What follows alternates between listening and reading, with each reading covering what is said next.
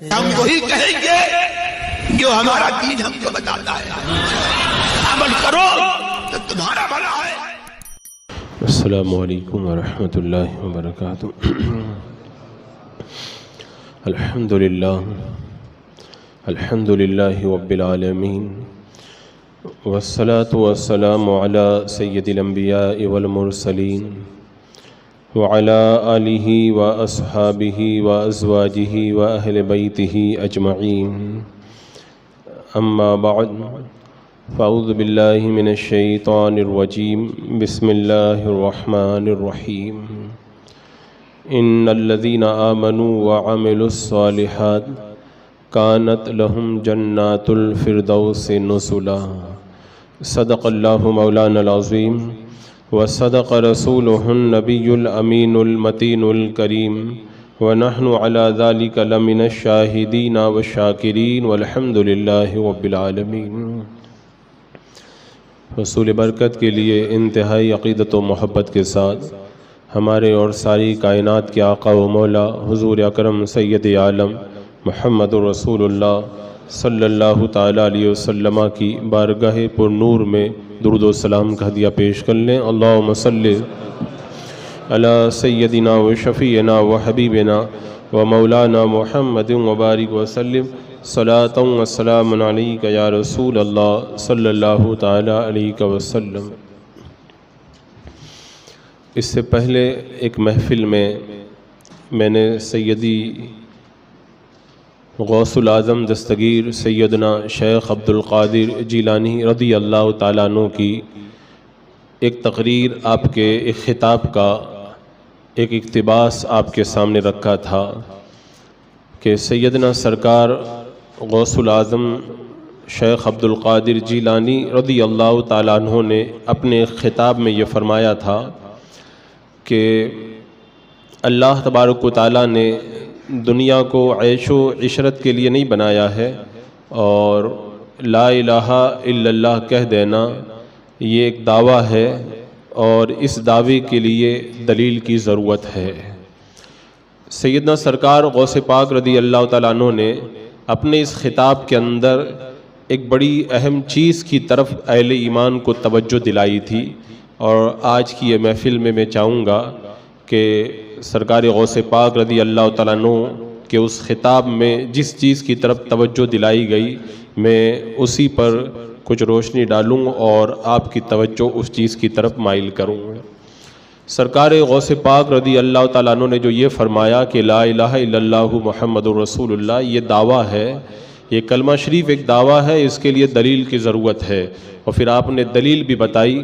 اس کی دلیل یہ ہے کہ بندہ جب اس بات کا دعویٰ کر لیتا ہے تو پھر اسے اللہ کے فرامین پر عمل، اس کی منع کی ہوئی چیزوں سے بچنا لازم ہو جاتا ہے۔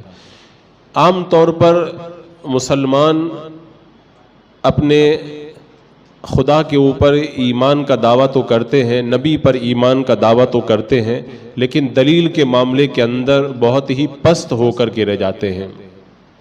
اور اگر دوسرے لفظوں میں کہا جائے تو آپ یوں سمجھیں کہ اللہ اور اس کے رسول پر ایمان کا جو تقاضا ہے وہ تقاضا پورا نہیں کر پاتے۔ ایمان کا معنی کیا ہے؟ ایمان اسی چیز کا نام ہے کہ میرے آقا صلی اللہ تعالیٰ علیہ وسلم خدا کی طرف سے جو کچھ بھی لے کر کے آئے ان سب کو دل و جان سے مان لینا اور ان کو تسلیم کر لینا، اس کا نام ہے ایمان۔ اور جو کلمہ شریف ہم لوگ پڑھتے ہیں لا الہ الا اللہ محمد رسول اللہ صلی اللہ تعالیٰ علیہ وسلم، یہ ایمان اس مقدس کلمے کے اندر پیرو دیا گیا۔ جو بندہ یہ کلمہ پڑھ لیتا ہے وہ مسلمان ہو جاتا ہے۔ لیکن سرکار غوث پاک نے فرمایا خالی یہ ایمان کا ایک دعویٰ ہوا، اس کے لیے جو دلیل کی ضرورت ہے وہ دلیل کہاں ہے تمہارے پاس میں؟ حضرات مکرم، ایک بزرگ سے پوچھا گیا تھا کہ بندہ ہونے کا کیا مطلب ہے اور ربوبیت رب ہونے کا کیا مطلب ہے؟ تو اس بزرگ نے جواب میں فرمایا تھا عبودیت اور ربوبیت، یعنی بندہ ہونا اور رب ہونا، اس کا مطلب یہ ہے کہ رب وہ ہے جو فیصلہ کرے اور بندہ وہ ہے جو اپنے رب کے فیصلے پر راضی ہو۔ اگر رب فیصلہ کرے اور بندہ اس پر راضی نہ ہو تو نہ وہاں پہ ربوبیت ہے اور نہ عبودیت ہے، یعنی وہاں پہ نہ تو رب ہونے کا مطلب ہے اور نہ کوئی بندہ ہونے کا مطلب ہے، یعنی اس کا مطلب یہ ہوا کہ بندے نے خدا کو رب مانا ہی نہیں، اگر رب مانتا تو پھر اللہ کے حکم کے سامنے اپنے سر کو جھکا دیتا۔ آج آپ دیکھ لیں اللہ پر ایمان لانے کا دعویٰ کرنے والے کتنے ایسے لوگ ہیں جو اس تقاضے کو پورا کرتے ہیں اور ایمان باللہ کے اس معیار کے اوپر پورے اترتے ہوئے نظر آتے ہیں۔ حضرت ابراہیم بن ادہم رضی اللہ تعالیٰ عنہ کے اس واقعے میں اس کو تھوڑا اور جو ہے وہ واضح کر کے بتایا گیا۔ حضرت ابراہیم ابن ادہم رضی اللہ تعالیٰ عنہ نے جب ایک غلام خریدا تھا تو آپ نے غلام سے یہی سوال کیا تھا کہ تم کیا کھاؤ گے؟ تو غلام نے جواب میں کہا تھا کہ میں غلام ہوں، غلام اس کی اپنی کوئی مرضی نہیں ہوا کرتی، جو اس کا مالک اس کو کھلائے وہی کھا لیا کرتا ہے۔ کہا تم کیا پیو گے؟ کہا میں غلام ہوں، غلام کی اپنی کوئی مرضی نہیں ہوتی، مالک جو بھی پلا دے وہ پینا پڑتا ہے۔ کہا کیا پہنو گے؟ کہاں پہ رہو گے؟ تو اس غلام نے جواب میں کہا کہ یہاں پر بھی میں یہی کہوں گا کہ غلاموں کی مرضی نہیں ہوا کرتی، مالک جو پہنا دے جہاں پہ ٹھہرا دے۔ حضرت ابراہیم ابن ادہم رضی اللہ تعالیٰ عنہ رونے لگے اور آپ نے رو کر کے فرمایا کہ بندہ بننا اگر کسی کو سیکھنا ہو تو اس غلام سے سیکھے، اس غلام سے سیکھے۔ یہ غلام کیا کہہ رہا ہے؟ جو مالک کھلا دے، جو مالک پلا دے، جو پہنا دے، جہاں پہ ٹھہرا دے، بس وہیں پہ میں رہوں گا، وہی کھاؤں گا پیوں گا۔ غلام کی اپنی کوئی مرضی نہیں ہوتی۔ بولے ہم لوگ دعویٰ کرتے ہیں ہم لوگ بندے ہیں اللہ کے، اللہ ہمارا رب ہے، لیکن اللہ کی رضا پر ہم لوگ کتنے راضی ہوتے ہیں؟ کھانے کا شکوہ، پینے کا شکوہ، لباس کا شکوہ، دنیا کی زندگی کے مختلف معاملات کے اندر شکوے، ہم لوگ تو وہ کام نہیں کرتے جو اللہ تبارک و تعالیٰ کی رضا کا سبب بنے۔ حالانکہ بندہ ہونے کا مطلب یہی ہوتا ہے اللہ جو دے دے بندہ اسی کے اوپر راضی ہو جائے، بندے کی اپنی کوئی مرضی نہ ہو۔ لیکن آج معاشرے میں آپ مسلمانوں کے ایمان کا جائزہ لیں، اللہ پر بندوں کا ایمان کیا واقعی اتنا مضبوط ہے؟ اگر ہم جائزہ لیں گے تو ہم کو پتہ چلے گا کہ اللہ پر ہمارا ایمان اتنا مضبوط ہے ہی نہیں۔ اللہ تبارک و تعالیٰ نے قرآن مقدس میں کیا فرمایا؟ ان اللہ اشترى من المؤمنین انفسهم واموالهم بان لهم الجنہ، بے شک اللہ تبارک و تعالیٰ نے مسلمانوں کی جانوں کو اور مسلمانوں کے مالوں کو خرید لیا ہے۔ کس کے بدلے میں؟ بأن لهم الجنہ، جنت کے بدلے میں۔ یعنی ہم اپنی جان اور اپنے مال کو اللہ کی بارگاہ میں بیچ چکے ہیں اور اللہ تعالیٰ نے اس کے بدلے میں ہم سے جنت کا وعدہ فرما لیا ہے۔ آپ اس آیت کریمہ کی گہرائیوں کے اندر اتر کر کے غور کریں تو آپ کے دماغ کی جو ہے وہ ساتوں طبق روشن ہو جائیں گے اور آپ جو ہے وہ یہ سوچنے میں مجبور ہو جائیں گے کہ بندہ ہونے کے تقاضے کو تو ہم لوگ بالکل پورا نہیں کر رہے ہیں۔ کیونکہ آپ حضرات جب مارکیٹ میں جاتے ہیں کوئی سامان خریدتے ہیں، بلا تشبیہ و بلا تمثیل، تو جب مارکیٹ سے آپ سامان خریدتے ہیں تو کیا دستور ہے؟ طریقہ یہی ہے نا کہ دکاندار سامان دیتا ہے اور خریدار پیسہ اس کے حوالے کر دیتا ہے۔ اب اگر کوئی اپنا سامان بیچنے کے بعد میں گراہک سے یہ کہے کہ پیسہ میں رکھ لیا ہوں لیکن سامان میں اپنی مرضی سے استعمال کروں گا، تو پھر ایسے موقع پر گاہک یہی کہے گا، خریدار یہی کہے گا تمہیں خریدنے کا معنی ہی معلوم نہیں ہے۔ جب بندہ مال دے دیتا ہے اور کوئی چیز خرید لیتا ہے تو مال کے اوپر دکاندار کا کوئی حق باقی نہیں رہ جاتا۔ اس کے بعد میں تو جب تم کو پیسہ مل گیا تو میں جیسے چاہوں گا میں اپنا سامان استعمال کروں گا، تم اپنی مرضی نہیں چلا سکتے۔ یہ دنیا کا دستور ہے، چھوٹا بچہ بھی جانتا ہے، معمولی عقل والا بھی اس چیز کو جانتا ہے، لیکن اللہ تبارک و تعالیٰ نے جو قرآن مقدس میں ارشاد فرمایا ان اللہ اشتری من المؤمنین انفسهم واموالهم بان لهم الجنہ، اللہ نے مسلمانوں کی جانوں اور مالوں کو خرید لیا جنت کے بدلے میں۔ ہم نے کیسا سودا کیا ہے؟ کبھی اس سودے پہ آپ نے غور کیا؟ ہم لوگ کتنے جو ہے وہ اس سودے کے اندر جو ہے وہ غلط راستے پہ چلنے والے ہم لوگ بنے ہوئے ہیں۔ اللہ کی بارگاہ میں اپنی جانوں کو بھی ہم نے بیچا۔ حقیقت میں بیچنے کا یہاں پہ کوئی معنی نہیں ہے، کیونکہ بیچا اس کو جاتا ہے جس کا بندہ خود مالک ہوتا ہے۔ ہماری جانیں بھی خدا کی ہیں، ہمارا مال بھی خدا کا ہے، ہم بھی خدا کے ہیں، سب خدا کا ہے۔ لیکن یہاں پہ جو ایک تمثیل بیان کی گئی، تو ہم نے جو اپنی جانوں کو بیچا، اپنی مالوں کو بیچا، کس کے بدلے میں؟ جنت کے بدلے میں۔ لیکن ہم لوگ کیا کر رہے ہیں؟ ہم کہہ رہے ہیں جنت بھی ہم کو چاہیے جو ہم نے خریدی ہے، لیکن ہم نے جو مال دیا ہے، جان اور مال، وہ بھی ہم اپنی مرضی سے چلائیں گے۔ آنکھیں ہماری مرضی پر، کان ہماری مرضی پر، ہاتھ ہماری مرضی پر، ہمارا مال ہم جہاں چاہیں گے وہاں پہ خرچ کریں گے، اپنی پراپرٹی میں ہم جیسے چاہیں گے ویسے تصرف کریں گے۔ تو یہ تو بڑا برا سودا ہم لوگوں نے کیا کہ ہم جو ہے وہ سودے کے طریقے سے بھی واقف نہیں ہو سکے۔ اللہ کی بارگاہ میں جان و مال کو بیچنے کا مطلب یہی تھا کہ اب تمہاری جانوں پہ قبضہ اللہ کا ہے، اللہ جو فرمائے گا وہی دیکھنا ہے، جس سے منع فرمائے گا وہ نہیں دیکھنا ہے۔ رب جو فرمائے گا مال کو وہیں پہ خرچ کرنا ہے، جہاں منع فرمائے وہاں پہ مال کو استعمال کرنا تمہارے لیے جائز نہیں ہے۔ رب تبارک و تعالیٰ تمہیں جو بولنے کا حکم دے وہی بولنا ہے، جو سننے کا حکم دے وہی سننا ہے۔ اللہ تبارک و تعالیٰ نے تمہاری جانوں اور مالوں کو خریدا ہے، اور تم نے کیسے بیچا ہے کہ بیچنے کے بعد بھی اپنی جانوں پہ بھی تم خود جو ہے وہ قبضہ کیے بیٹھے ہو، اپنے مالوں پہ بھی خود تصرف کیے ہوئے بیٹھے ہو۔ تو یہ سودا مارکیٹ کے اندر تو جو عام سودا کرتے ہو اس کے تقاضوں کے بھی خلاف ہے، اور کتنی بڑی نادانی کی بات ہے حضرات مکرم۔ تو اس کا مطلب یہ ہوا کہ ہم ایمان باللہ کے تقاضوں کو پورا نہیں کر رہے ہیں، اور اللہ پر ایمان لانے کا جو تقاضا ہے اس کے خلاف ہم لوگ چلتے ہوئے نظر آ رہے ہیں۔ اور ایک بات میں یہ عرض کرتا ہوں، اللہ پر ایمان لانے کا مطلب کیا ہوا؟ اللہ پر ایمان لانے کے لیے جتنے عقیدے کتابوں میں بیان کیے گئے، علماء اہل سنت سے آپ سنیں، میں سب کو نہیں بیان کروں گا، اگر ایک دو چیز آپ کے سامنے رکھوں اور اس پہ آپ غور کریں، اور پھر جب یہاں سے پلٹ کے جائیں تو سوچنا کہ واقعی ہم لوگ اللہ پر ایمان رکھتے ہیں، اور جیسا ایمان رکھنا چاہیے ہمارا ویسا ایمان ہے۔ اللہ پر ایمان رکھنے کا مطلب کیا ہے؟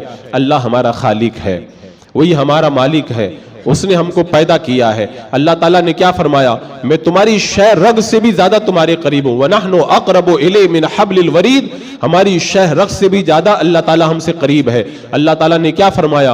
وَاللَّهُ بَصِيرٌ بِمَا تَعْمَلُونَ، تم جو کچھ بھی کر رہے ہو اللہ کو سب معلوم ہے۔ اللہ تبارک و تعالیٰ کے بارے میں اللہ تعالیٰ نے خود کیا فرمایا؟ إِنَّ اللَّهَ عَلَى كُلِّ شَيْءٍ قَدِيرٌ، اللہ تعالیٰ ہر چیز پر قادر ہے۔ یہ دو تین عقیدے آپ اپنی نگاہوں کے سامنے رکھیں، اور اس کے بعد میں یہ بتائیں کہ اللہ پر ہمارا ایمان جیسا ہونا چاہیے ویسا ہے۔ اللہ نے فرمایا میں سب کچھ کر سکتا ہوں، اللہ نے فرمایا میں سب کچھ دیکھ رہا ہوں، اللہ تعالیٰ نے فرمایا میں تمہاری شہ رگ سے بھی زیادہ تمہارے قریب ہوں۔ بتاؤ دنیا کا کیا دستور ہے؟ دنیا کا یہی تو دستور ہے، آپ اگر گاڑی چلائیں، گاڑی چلاتے ہوئے اگر آپ کو ٹریفک پولیس نظر آئے، آپ ٹریفک کے اصولوں کو نہیں توڑتے ہیں۔ کیوں نہیں توڑتے؟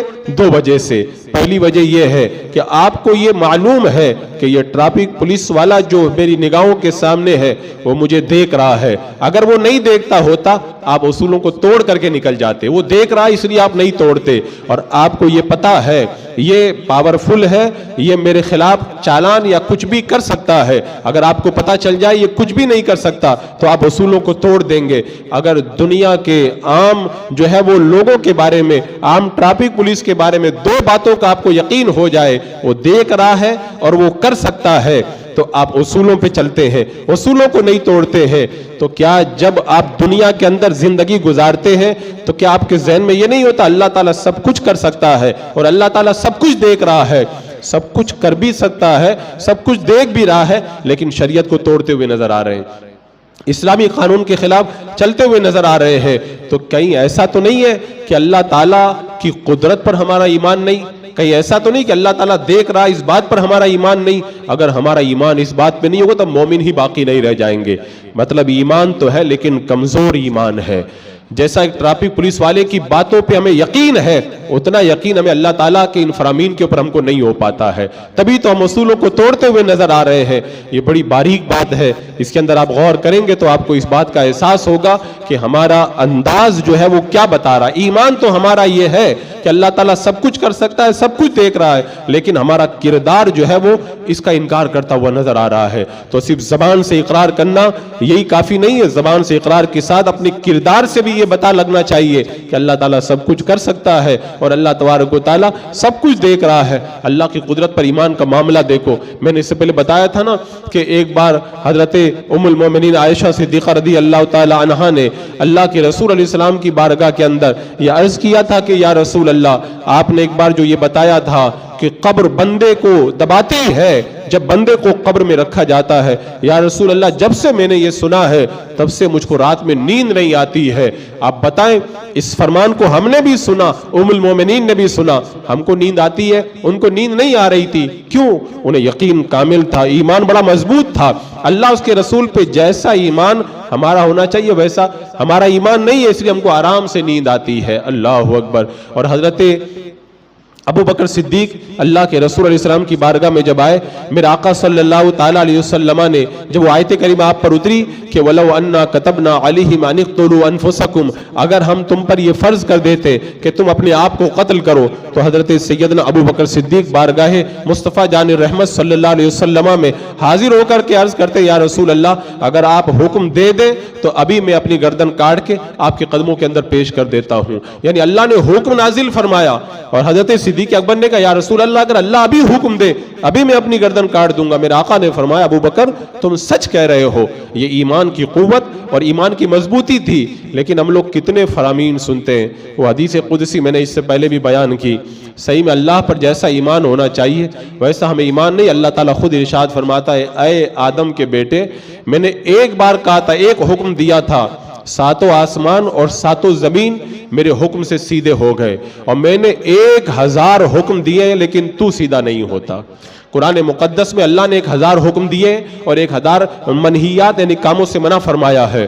تو اللہ تعالیٰ فرماتا میرے ایک حکم سے ساتوں آسمان اور زمین سیدھے ہو گئے اور تو میرے 1000 حکموں کو سن کر بھی سیدھا نہیں ہوتا ہے. اللہ پہ ہمارا ایمان کیسا وہ آپ بتائیں. اور صحیح بات تو یہ ہے کہ ہمارا معاملہ ایسا ہو چکا ہے کہ دنیا کے معاملے میں ہمیں معمولی چیزوں کی ہمیں جو ہے وہ یقین ہمیں ہو جاتا ہے. آپ بتائیں، آپ ذرا غور کریں، ابھی پچھلے دنوں جب NRC کا مسئلہ نکلا تھا اور کہا گیا تھا کہ اگر یہ دستاویز اگر پورے نہیں ہوں گے تو پھر ملک بدر کر دیا جائے گا اور اس کو ملک سے باہر کر دیا جائے گا. لوگ کتنے پریشان تھے، کتنے حیران تھے، اپنے ڈاکومنٹ مکمل کر رہے تھے کہ یہ ہو جائے گا وہ ہو جائے گا. یقین ہے تبھی تو پریشان تھے، پورا یقین ہے کہ کچھ ہو جائے گا اس لیے تو سارے دستاویزات پورا مکمل کر رہے ہیں. اتنا یقین ہے کافروں کی باتوں کے اوپر. اور اللہ تبارک و تعالیٰ نے قرآن پاک میں ایک بار نہیں درجنوں جگہ فرمایا اگر یہ گناہ کرو گے، اگر یہ کرو گے جہنم میں ڈال دیا جائے گا.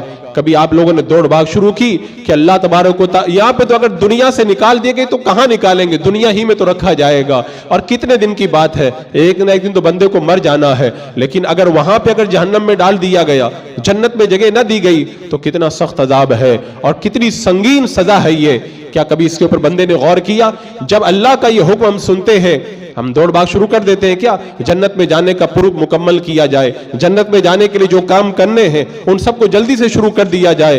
ہمارے اندر کوئی حرکت نہیں آتی، ہم بالکل پریشان نہیں ہوتے. ایسا لگتا ہے جیسے ہم کو کسی نے کچھ کہا ہی نہیں ہے. اب آپ بتائیں اللہ پہ ہمارا ایمان کیسا ہے. آپ غور کر اپنے دل کو ٹٹول کر کے مجھ کو بتائیں اللہ کی ذات پہ ہمارا ایمان کیسا ہوا. آپ غور کریں، میں آپ کو ایک اور مثال دیتا ہوں.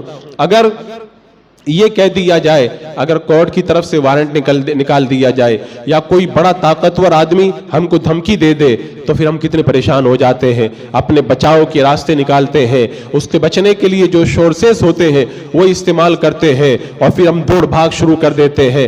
دنیا کا معمولی آدمی اگر دھمکی دیتا ہے ہماری زندگی اجیرن ہو کر کے رہ جاتی ہے. اور اللہ تبارک و تعالیٰ نے کتنی سخت وعید قرآن مقدس کے اندر نازل فرمائی، لیکن ہمیں کوئی پریشانی نہیں ہوتی ہے. ہمارے زندگی کے اندر کوئی جو ہے وہ اتل پتل نظر ہی نہیں آتی ہے. ایمان اللہ پر ہمارا کیسا ہے آپ سوچیں، اندازہ لگائیں، اپنے ایمان کا جائزہ لیں. حضرت سرکار غوث پاک رضی اللہ تعالیٰ عنہ نے جو فرمایا نا کہ لا الہ الا اللہ محمد رسول اللہ، یہ دعویٰ ہے، اس کے لیے دلیل چاہیے. ہم نے دعویٰ تو سب نے کیا ہے لیکن دلیل کے معاملے میں ہم لوگ کیسے ہیں آپ اس سے ہم اندازہ لگا سکتے ہیں. حضرات مکرم، میں اس کی بہت ساری مثالیں اس سے پہلے بھی پیش کر چکا ہوں.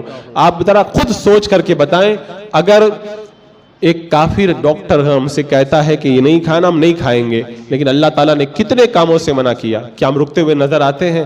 اگر دنیا کا معمولی آدمی ہمیں جو ہے ہمارے اوپر احسان کرتا ہے، ہم کتنی اس کی تعریف کرتے ہیں۔ اللہ نے ہمارے اوپر احسان کیے، ایک ایک سانس کے اندر کروڑوں کروڑوں احسان کیے، لیکن اللہ کی ہم کتنی تعریف کرتے ہیں اور کتنی بار جو ہے اللہ کا ذکر کرتے ہوئے نظر آتے ہیں۔ ایک چھوٹی سی مثال اور آپ دیکھ لیں، ہم کتنی بار زبان سے کہتے ہیں اللہ اکبر، اذان میں اللہ اکبر، نماز پڑھنے آتے ہیں تو اللہ اکبر، کتنے وظیفے پڑھتے ہیں اللہ اکبر۔ کبھی ہم نے غور ہی نہیں کیا کہ ہم لوگ کیا کہہ رہے ہیں۔ اللہ اکبر کا معنی کیا ہوتا ہے؟ اللہ سب سے بڑا ہے، اللہ سب سے بڑا ہم کہہ بھی رہتے ہیں، اللہ اکبر کہہ کے نماز شروع کر دیے، اللہ سب سے بڑا ہے، لیکن اللہ پر ایمان کا جیسا تقاضا وہ نہیں ہوتا۔ ہم نماز پڑھ رہے ہیں، ہماری توجہات کہاں ہوتی ہیں، ہمارے خیالات کہاں ہوتے ہیں؟ ہم نے زبان سے کہا ہے، لیکن اللہ پہ جو ایمان کا تقاضا وہ ہمارے ساتھ میں نہیں ہوتا۔ یہاں پہ ایک چھوٹی سی مثال میں دوں تو ہو سکتا ہے جب آپ نماز پڑھیں تو آپ کے دل کو کچوکا لگے اور آپ کا دل کچھ سوچنے پہ مجبور ہو جائے۔ ایک بادشاہ ہے، بڑا جو ہے وہ کمال جو ہے بڑا وہ پاورفل بادشاہ ہے اور بڑے دولتوں کے انبار رکھنے والا بادشاہ ہے۔ وہ اپنے ایک غلام پر، ایک خادم کے اوپر احسان کرے، اسے اچھا کپڑا بھی دے، طرح طرح کی نعمتیں بھی دے، اس کے اوپر احسان کرے، اور ساتھ میں اس کو اپنے خاص دربار میں کھڑا ہونے کا اس کو اپنے خاص دربار میں کھڑا ہونے کا وہ بادشاہ اس کو اذن بھی عطا کرے، اور ساتھ میں یہ بھی بتا دے تو میری خدمت میں کھڑا رہے، دروازے پہ تو دربان بن کے کھڑا رہے، میں تیرے لیے بہت سارے محلات تیار کروا رہا ہوں، تیرے لیے بہت سارے باغات تیار کروا رہا ہوں، تیرے لیے میں بہت آرام کا سامان تیار کروا رہا ہوں۔ جب تو خدمت کر لے گا اور خدمت سے فارغ ہو جائے گا تو تجھے بہت ساری نعمتوں میں لے جا کر کے میں تجھ کو رکھوں گا۔ اب وہ غلام جو ہے وہ دروازے پہ بادشاہ کی خدمت کے لیے کھڑا ہو گیا۔ تبھی اس نے دیکھا کہ بادشاہ کا ایک نوکر، اس کے ہاتھ میں روٹی کا ٹکڑا ہے، تو اسی روٹی کے ٹکڑے کو چھیننا شروع کر دیا۔ دیکھا کتے کے منہ میں ہڈی ہے، تو وہی خدمت میں کھڑا کھڑا کتے کے منہ سے ہڈی چھیننا شروع کر دیا۔ اب وہ بادشاہ کیا کہے گا کہ میں نے تجھے اتنی عزت دی، اتنا انعام تیرے اوپر کیا اور تجھ سے وعدہ کیا، تیرے لیے اس سے بڑی بڑی میں نعمتیں تیار کر رہا ہوں، تیرے لیے بنگلے تیار کروا رہا ہوں، تو ایک روٹی کے ٹکڑے کے لیے جھگڑا کر رہا ہے، میرے خادم اور نوکر سے تو الجھ رہا ہے، کتے سے ہڈی کے لیے الجھ رہا ہے، کیا تو میرے دربار کے لائق ہے؟ آپ نے اس مثال پہ غور کیا؟ بلا تشبیہ و بلا تمثیل اللہ تبارک و تعالیٰ نے ہمیں کتنی نعمتیں دی، یہ نعمت دی، وہ نعمت دی، اور اس کے بعد میں بڑا انعام یہ کیا کہ اپنے دربار میں کھڑا ہونے کی اجازت بھی عطا فرمائی، اور ساتھ میں یہ بھی فرمایا تم میری عبادت کرتے رہو، تم رہو خدمت کے اندر، پھر بعد میں تمہیں جنت دوں گا، جنت کے باغات دوں گا، جنت کی حوریں دوں گا، جنت کے پھل اور سب میوے دوں گا۔ یہ سب کچھ اللہ نے وعدہ فرمایا، اور اس کے بعد میں ہم لوگ کیا کرتے ہیں؟ اللہ کے دربار میں کھڑے ہو کر کے جب نماز پڑھنے کھڑے ہو جاتے ہیں، کتے کے منہ سے ہڈی کھینچنا شروع کرتے ہیں، ایک خادم سے ٹکڑے کے لیے ہم لوگ جھگڑ پڑتے ہیں، ہم لوگ سوچتے ہیں یہاں جانا ہے، وہ پیسہ لانا ہے، یہ کرنا ہے، وہ کرنا ہے، یعنی بادشاہ کے دربار میں کھڑے ہو کر کے اللہ اتنے بڑے انعام کا وعدہ کیا، ان سارے انعامات کو چھوڑ کر کے دنیا کے معمولی جو ہے ذلیل چیزوں کے لیے ہم لوگ کھو جاتے ہیں، اور اللہ کے دربار کا ادب بھی ہم لوگ بھول جاتے ہیں۔ بتاؤ کہ ہم لوگ اللہ کے دربار کے اندر کھڑے ہونے کے لائق ہیں؟ اور یہاں پہ ایک بات میں اور کہنا چاہوں گا، آج دنیا میں کتنے ایسے بڑے لوگ ہیں، اگر ہم لوگ ان کے بنگلے میں جانا چاہیں ہم کو نہیں جانے دیں گے، کتنے ایسے بڑے ہیں کہ اگر ہم ان کے دربار میں جانا چاہیں ہم کو اجازت نہیں ملے گی، کتنے ہیں آپ لوگ خود غور کر کے دیکھ سکتے ہو، کتنے اتنے بڑے بڑے نیتا ہیں کہ ان کے ہاں اگر جانے کے لیے تم سالوں تک لائن لگاؤ تو وہ اپنے یہاں آنے ہی نہیں دیتے ہیں۔ کیا یہ اللہ کا کرم نہیں ہے؟ اللہ نے اتنا بڑا بادشاہ پروردگار عالم، اس نے ہمیں اجازت دے دی کہ میرے دربار میں تم آ سکتے ہو، اور اجازت دینے کے بعد میں یہ بھی کہا آ کر کے میری بارگاہ میں تمہیں جو کہنا ہے کہہ بھی سکتے ہو، اجازت دے دی کہ میری بارگاہ میں تم جو مانگنا مانگ۔ دنیا کے ذلیل اور کمینے لوگوں کے یہاں ہم سالوں چپلیں گھستے رہے، وہ ہم کو اپنے پاس میں آنے کی گنجائش اور اجازت بھی نہیں دیتے ہیں، وہ احکم الحاکمین ہو کر کے ہمیں اجازت دے رہا میرے دربار میں آ جاؤ، اور پھر عالم یہ ہے کہ اس دربار کو چھوڑ کر کے ہم در بدر بھٹکتے ہوئے نظر آتے ہیں۔ حضرات مکرم، آپ سوچیں ہم لوگ کتنے اللہ پر ایمان لانے کے تقاضوں کو ہم لوگ پورا کر رہے ہیں، اور دیکھیں اللہ تبارک و تعالیٰ نے اپنے دربار میں آنے کی ہمیں اجازت عطا فرمائی، یہ اللہ کا کتنا بڑا ہمارے اوپر کرم ہے۔ اور دوسری طرف دیکھیں، میں جو یہ عرض کر رہا تھا نا ہمارا ایمان کتنا کمزور، حدیث پاک میں فرمایا گیا کہ حدیث قدسی میں ہے، اللہ تبارک و تعالیٰ فرماتا ہے کہ جو بندہ نماز کی پابندی کرے گا اسے میں جنت عطا کروں گا، جہنم میں داخل نہیں کروں گا، مفہوم حدیث ہے۔ اور اللہ کے رسول علیہ السلام نے ارشاد فرمایا کہ جو جان بوجھ کر کے ایک وقت کی نماز بھی چھوڑ دے گا اس کا نام جہنم کے دروازے پہ لکھ دیا جائے گا۔ آپ لوگوں نے بہت مرتبہ سنا ہے نا، لیکن ایسا لگتا ہے کہ سنا ہی نہیں ہے، کوئی اثر نہیں ہوتا. یعنی جہنم کے دروازے پہ نام لکھ دیا جائے اور پڑھنے والے کو اللہ تعالیٰ جنت میں داخل کر دے، اتنا بڑا انعام اور اتنی بڑی جو ہے وہ وعید، لیکن اس کے باوجود کوئی اثر نہیں لگتا، کچھ سنا ہی نہیں، کسی نے کچھ کہا ہی نہیں. اگر کوئی معمولی کوڈ کا آرڈر نکل جائے کہ اگر فلاں وقت کے اندر حاضر نہیں ہوا تو اس کو فوراً گرفتار کر لیا جائے تو کیسی حالت ہو جاتی ہے. دنیا کے کمینے لوگوں کے وارن سے اتنا ہمیں خطرہ، اور ہم لوگ اتنے جو ہے وہ تو بالا ہو کر کے رہ جاتے. اللہ کی بارگاہ کا وارنٹ نکلا ہوا ہے اور ہمیں کتنا جو ہے وہ جگہ جگہ وعیدوں کے ذریعے ہمیں ڈرا کر کے بتایا گیا اور خوشخبریوں کے ذریعے بلایا گیا، کوئی اثر نہیں. تو غوث پاک نے فرما دیا کہ لا الہ الا اللہ یہ دعویٰ ہے، اس کے لیے دلیل چاہیے، اور دلیل پر ایمان کا تقاضا جو ہے، اللہ پر جو ایمان لانے کا تقاضا، اس تقاضے پہ ہم لوگ پورے اتر ہی نہیں پا رہے ہیں. حضرات مکرم کتنی بار ہم اللہ کا نام لیتے ہیں، اللہ کے نام میں کتنی طاقت ہے اس کا ہم کو احساس بھی نہیں ہو پاتا. حضرت جنید بغدادی رضی اللہ تعالیٰ عنہ کی بارگاہ کے اندر ایک عورت کو کسی بڑے آدمی نے سجا سوار کر کے بھیجا تھا کہ حضرت جنید بغدادی کی جو صوفیت ہے، ان کی ولایت کو تو جو ہے وہ ختم کر کے آ جا، یعنی گناہ میں مبتلا کر کے آ جا. وہ عورت بڑی حسین و جمیل تھی. سرکار جنید بغدادی رضی اللہ تعالیٰ عنہ کی بارگاہ میں آ کر کے حاضر ہوئی، آ کر کے بیٹھ گئی. وہ جب باتیں کرنے لگی اور آپ سر جھکا کر کے سنتے رہے، پھر بعد میں آپ نے ایک نظر اٹھائی اور ایک نظر اٹھا کر کے کہا اللہ. زبان سے جب اللہ نکلا وہ فوراً تڑپی اور وہ تڑپ کر کے وہ انتقال کر گئی. آپ بتاؤ لفظ اللہ میں یہ تاثیر ہے. اگر بندہ دل سے اللہ کہہ دے تو گناہوں کی دعوت دینے والا خود اپنے انجام کو پہنچ جاتا ہے. حضرت شیخ شبلی رحمت اللہ تعالی علیہ جہاں پہ بھی اللہ کا نام دیکھتے تھے محبت سے چوم لیتے تھے. اگر کوئی اللہ کہتا تھا حضرت شبلی رحمت اللہ تعالی علیہ مٹھائی لاتے تھے اور اس کو مٹھائی کھلایا کرتے تھے. تو نے میرے رب کا نام میرے سامنے لیا، تیرا منہ میٹھا کراتا ہوں میں. ہم لوگ اللہ پر ایمان لانے کا تقاضا کیسے پورا کر رہے ہیں، ہم لوگ کیسے کیا زندگی گزار رہے ہیں، ہمیں کچھ اس بات کا احساس نہیں ہے. میں عرض یہ کر رہا تھا کہ بندہ اللہ پر ایمان رکھتا ہے تو کم سے کم اتنا تو جانے کہ اللہ تعالیٰ سب کچھ کر سکتا ہے اور اللہ تعالیٰ سب کچھ دیکھ رہا ہے. حضرت عبداللہ ابن عمر رضی اللہ تعالیٰ عنہ جنگل میں خدام کے ساتھ گئے ہیں، افطاری جنگل میں خدام کے ساتھ گئے. دوپہر کا وقت ہوا. جب دوپہر کے وقت میں آپ نے دسترخوان لگایا، کھانے کے لیے بیٹھے ہیں تو ایک چرواہا گزرا، اس کو آؤ تم بھی کھانا کھا لو. اس نے کہا میں کھانا نہیں کھاؤں گا. کہا کیوں؟ کہا کہ میں روزے سے ہوں. کہنے لگے اتنی لو چل رہی ہے، جسم جھلس رہے ہیں، اتنی گرمی میں تم نے روزہ رکھا.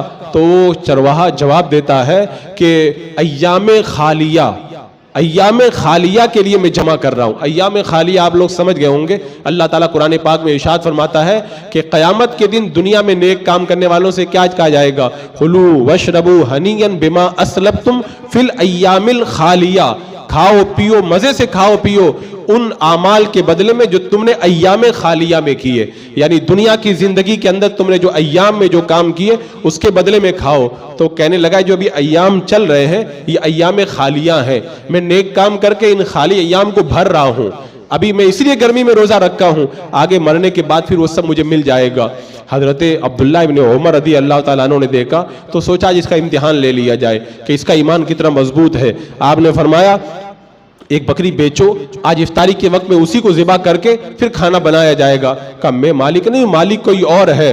تو کہنے لگے کہ مالک ہے تو کیا ہوا؟ جب مالک پوچھے گا تو کہہ دینا کہ ایک بھیڑیا آیا تھا اٹھا کر کے لے گیا.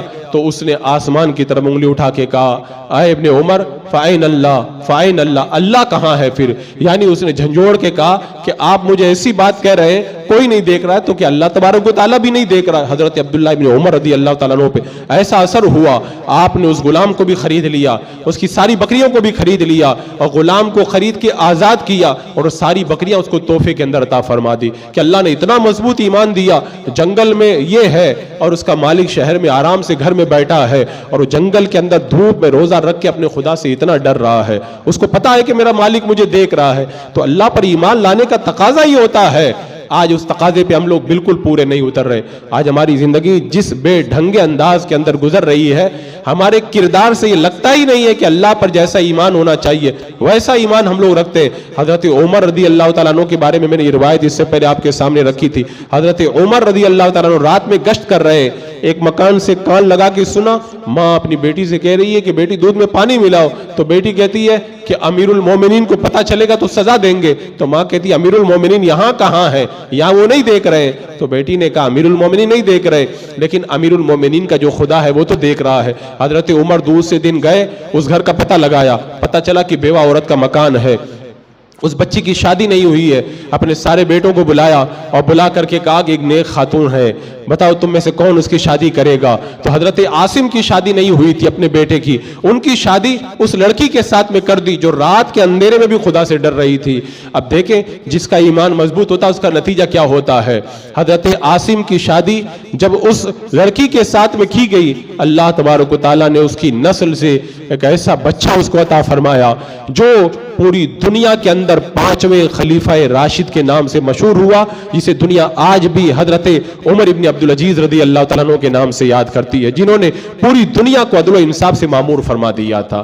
جب بندے کا ایمان مضبوط ہوتا ہے تو ان کی نسلوں سے ایسی اولاد پیدا ہوا کرتی ہے۔ آج ہم کہتے ہیں ہماری اولاد اچھی نہیں ہے، ہم خود کتنے اچھے، یہ بھی تو دیکھنا چاہیے۔ آپ کی اولاد آپ سے نہیں ڈرتی تو آپ کو یہ بھی تو دیکھنا چاہیے آپ خدا سے کتنے ڈرتے ہیں۔ اور بندہ جتنی اس کے دل کے اندر خدا کی قدر ہوتی ہے، اللہ کی بارگاہ میں اس کی بھی اتنی قدر ہوا کرتی ہے۔ تو جب ہمارے دل میں خدا کی وہ قدر نہیں ہے تو خدا کی بارگاہ میں بھی ہماری وہ قدر نظر نہیں آئے گی۔ آپ دیکھیں ایک تابعی ہے حضرت احنف بن قیس رضی اللہ تعالیٰ عنہ، ایک بار انہوں نے قرآن پاک کی ایک آیت کریمہ سنی، اللہ تعالیٰ ارشاد فرماتا ہے کہ ہم نے تمہاری طرف کتاب کو نازل کیا، فی ذکرکم افلا تعقلون، اس میں تمہارا ذکر ہے، تم لوگ غور کیوں نہیں کرتے؟ حضرت احنف بن قیس رضی اللہ تعالیٰ عنہ نے جب یہ آیت کریمہ سنی تو کہا جلدی سے قرآن پاک لے کر کے آؤ۔ اللہ تعالیٰ فرماتا ہے ہم نے قرآن نازل کیا، اس میں تمہارا ذکر ہے، تم لوگ غور کیوں نہیں کرتے؟ کہ آج میں دیکھوں گا اللہ نے قرآن میں میرا ذکر کہاں پہ کیا ہے، نیک لوگوں میں کیا ہے، میرا ذکر اللہ نے کس گروہ میں کیا ہے، کس مقام پہ کیا ہے، آج میں اس کا پتہ لگاؤں گا۔ قرآن مقدس منگوایا، اب پڑھنا شروع کیا، کہیں پہ پڑھ رہے ہیں قد افلح المؤمنون الذین هم فی صلاتهم خاشعون والذین هم عن اللغو معرضون والذین هم للزکاة فاعلون۔ اللہ تعالیٰ نے فرمایا مومنین کامیاب ہو گئے، اور پھر ان کی خوبیوں کو اللہ نے بیان فرمایا کہ جو نماز میں خشوع خضوع اختیار کرتے ہیں، زکوٰۃ دیتے ہیں، شرمگاہوں کی حفاظت کرتے ہیں، امانتوں کا لحاظ کرتے ہیں، کہا میں تو اس میں سے نہیں ہوں۔ پھر آگے آیت کریمہ دوسرے مقام سے پڑھی کہ اللہ کے جو نیک بندے ہیں وعباد الرحمن الذین یمشون علی الارض ہونا، اور اللہ کے نیک بندے زمین پہ آہستہ چلتے ہیں، راتوں میں جاگ کر کے عبادت کرتے ہیں، آیتیں پڑھتے رہے، بولے میں اس میں سے بھی نہیں ہوں، میں اس میں سے بھی نہیں ہوں، میں اس میں سے بھی نہیں ہوں۔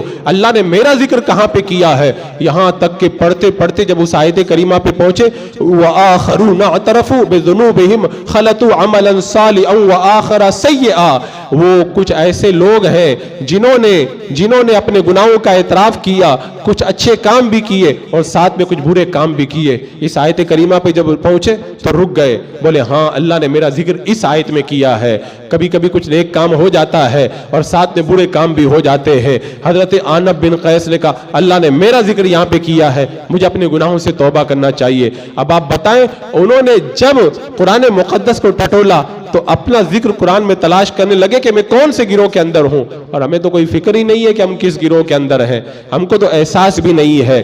ایمان باللہ کا جو تقاضا ہے اس معاملے کے اندر ہم بڑے کمزور ہیں، ہمارا ایمان بڑا کمزور ہے، اور اس کے نتیجے کے اندر اور آج لوگوں کا، میں کہتا ہوں ایمان باللہ کی بات تو بہت دور ہے، ایمان باللہ کے لیے جو کلمہ شریف پڑھا جاتا ہے کتنے لوگوں کو تو وہ بھی یاد نہیں ہے۔ ہم لوگ جب نکاح پڑھانے جاتے ہیں ایک دو بار نہیں 10 مرتبہ ایسا ہوا، دولہے کو کلمہ شریف پڑھاؤ تو ہم پڑھا رہے ہمارے ساتھ بھی صحیح کلمہ شریف نہیں پڑھ پاتا ہے۔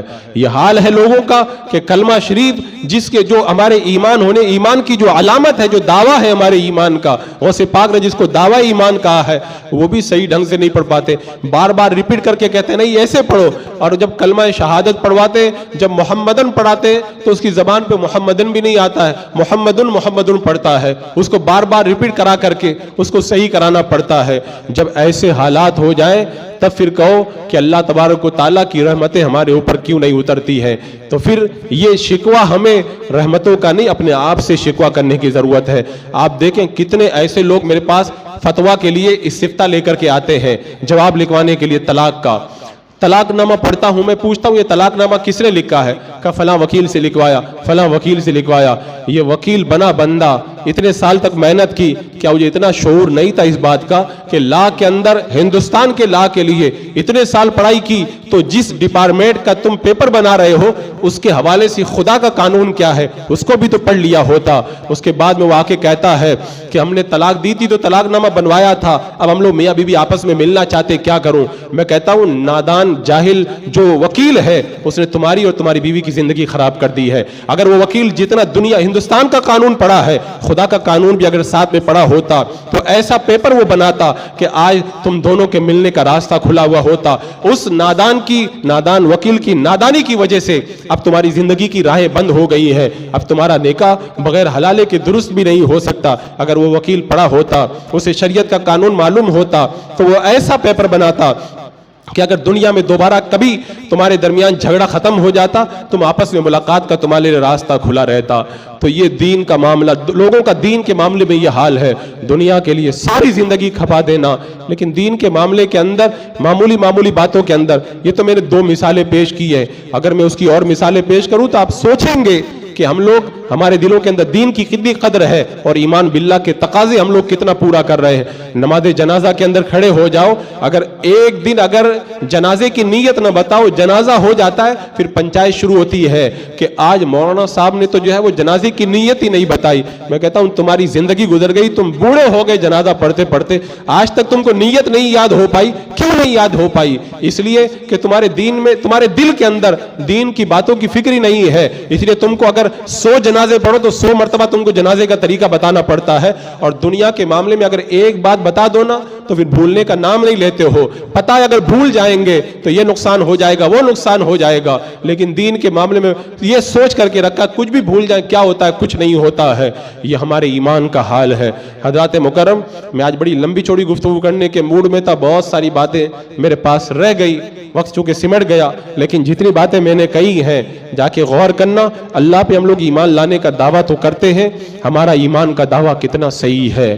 اگر ایمان کے دعوے پہ ہم کھرے اترتے ہیں، قابل مبارکباد ہے، ورنہ آج اسے جائزہ لے کر کے جتنا دنیا والوں پہ یقین کرتے ہیں اس سے زیادہ اللہ پہ یقین پیدا کریں، تب جا کر کے یہاں پر بھی کامیابی ہے اور وہاں پر بھی کامیابی ہے۔ ورنہ صرف دعویٰ ایمان لے کر کے رب کی بارگاہ میں جب جاؤ گے اور دلیل اگر تمہارے پاس میں نہ ہوگی تو رب کیا فیصلہ کرتا ہے؟ اللہ تبارک و تعالی ہمیں صحیح معنوں کے اندر سچا مسلمان بن کر کے زندگی گزارنے کی توفیق عطا فرمائے۔